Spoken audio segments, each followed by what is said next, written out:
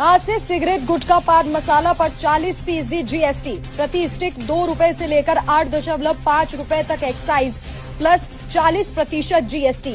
18 रुपए वाली सिगरेट अब 50 से 70 रुपए की होगी।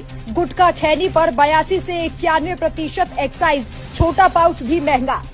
बजट में सरकार ने इन उत्पादों पर 40% जीएसटी के साथ नया उत्पाद शुल्क और हेल्थ सेस लागू कर दिया है। 3 सितंबर 2025 को किए गए बदलाव के बाद अब 1 फरवरी से पान मसाला, खैनी और गुटखा जैसे तंबाकू उत्पादों पर 40% जीएसटी लगेगा।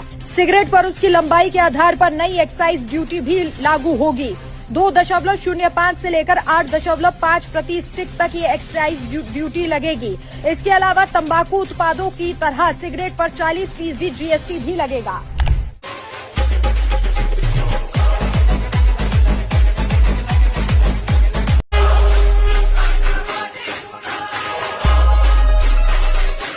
तुम्ही भाड्यानं राहत असाल किंवा तुमचं घर तुम्ही भाड्यानं दिलं असेल म्हणजे तुम्ही घर मालक असाल तर अशा दोघांसाठी आता ही बातमी अत्यंत महत्त्वाची आहे। मुंबई आणि उपनगरांमध्ये वाढत्या भाडेकरू मालक वादांवरती नियंत्रण आणण्यासाठी शासनानं नवा नियम लागू केलेला आहे। आता सर्व भाडे करारांची ऑनलाईन नोंदणी अनिवार्य करण्यात आलेली आहे आणि यापुढे केवळ स्टॅम्प पेपरवरील करार वैध मानले जाणार नाहीत। किमान 19 महिन्यांचा भाडे करार आवश्यक आहे। डिजिटल शिक्का असणंही बंधनकारक आहे। निवासी घरांसाठी अनामत रक्कम 3 महिन्यांच्या भाड्या इतकी आणि व्यावसायिक मालमत्तेसाठी 6 महिन्यांच्या भाड्या इतकी ठेवता येईल। नोंदणीकृत कराराशिवाय घर भाड्यानं दिलं तर 5,000चा दंडही आकारला जाणार आहे आणि अशा पद्धतीनं मालक भाडेकरू हा वाद 10 दिवसांत सोडवला जाणार आहे।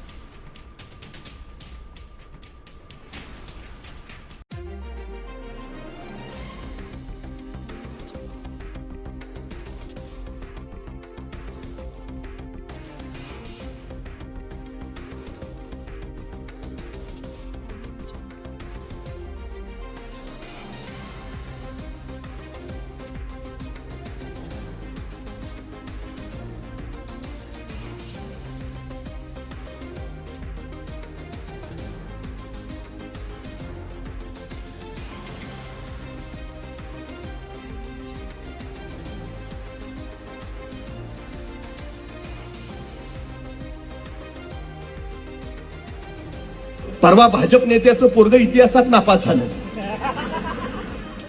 नेता असा संतापला, सरळ शाळेत गेला, म्हटला पोरग नापास झालं कसं? शिक्षकांनी पेपरच पुढे ठेवला पोराचा। प्रश्नपत्र एक प्रश्न होता, देशाला स्वातंत्र्य कधी मिळाले? पोरानं लिहिलं होतं 2014। भारतात औद्योगिक क्रांती कधी सुरू झाली? पोरानं लिहिलं होतं 2014।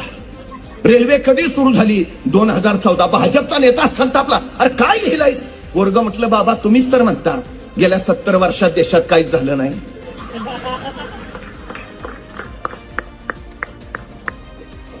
70 वर्षात काय झालं काही नाही ते सोडून द्या, गेल्या 11 वर्षात तुम्ही काय केलं ते सांगा।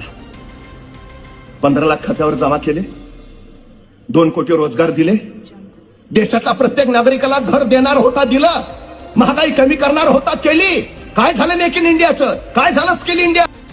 इसे बिजनेस करना नहीं कहते सर। देश के अंदर डॉक्टरों ने लूट मचा रखी है। गरीबों का जो मसीहा है वो बन के खान सर उतरे हैं। सोचो कि वो बंदा 30-50 रुपए में एक्सरे कर रहा है, 1000 रुपए में डायलिसिस कर रहा है, जो चीज 10,000 रुपए में होती है। बात बता रही हूँ, 3-4 दिन पहले मैंने ब्लड टेस्ट कराया था सर, 2800 रुपए तो उसमें लग गए थे मेरे। 2800 रुपए ब्लड टेस्ट में मेरे 2800 रुपए लग गए थे। जो डोनेशन वाले डॉक्टर थे ना, उनकी तो उन्होंने रीढ़ की हड्डी तोड़ दी है। अब वो मरीज वहां ना जाके बिहार का कहाँ जाएगा? खान सर के हॉस्पिटल में जाएगा। कम फीस ली, ज्यादा बच्चों को पढ़ाया और उस पैसे को अब कहाँ लगाया सर ने? मैं देश का पहला ऐसा प्रधानमंत्री बना जिसने सबको धर्मों और जातियों में बांट दिया। मैं देश का पहला ऐसा प्रधानमंत्री बना जिसने सब चीज प्राइवेट कर दी। मैं देश का पहला ऐसा प्रधानमंत्री बना जिसने मणिपुर को जलने दिया। मैं देश का पहला ऐसा प्रधानमंत्री बना जिसने बीफ एक्सपोर्ट वाली कंपनी से भी चंदा लिया। मैं देश का पहला ऐसा प्रधानमंत्री बना जिसके आने के बाद पुलवामा अटैक हुआ और 40 जवान शहीद हो गए। मैं देश का पहला ऐसा प्रधानमंत्री बना जिसने 80,000 से ज्यादा सरकारी स्कूल बंद कर दिए।